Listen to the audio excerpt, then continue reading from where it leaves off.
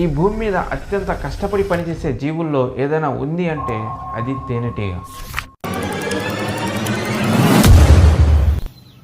వాటి మెదడు బియ్యం గింజ కంటే చిన్నది, కానీ వేలాది తేనెటీగలు కలిసి ఒక సైన్యంలా పనిచేస్తాయి.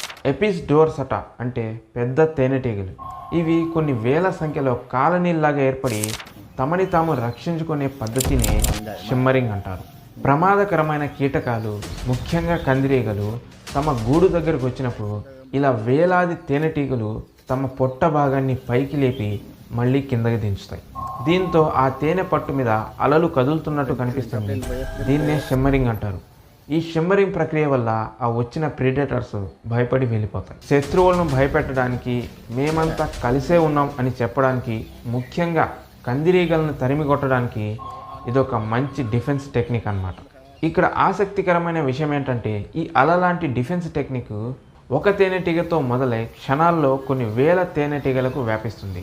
ఇది స్టేడియంలో ఆడియన్స్ చేసే ఒక మెక్సికన్ వేవ్ లాగా ఉంటుంది. ఈ డిఫెన్స్ టెక్నిక్ ఎక్కువగా ఎపిస్ డోర్సటా అనే తేనెటీగల జాతిలో ఎక్కువగా కనిపిస్తుంది. సో మీరు ఎప్పుడైనా మీ చుట్టుపక్కల ప్రాంతాల్లో ఇలాంటి డిఫెన్స్ టెక్నిక్ చూసినట్లయితే కింద కమెంట్స్లో చెప్పండి. ఇలాంటి మరెన్నో ఇంట్రెస్టింగ్ విషయాల కోసం ఫాలో చేసుకోవడం మర్చిపోవద్దు.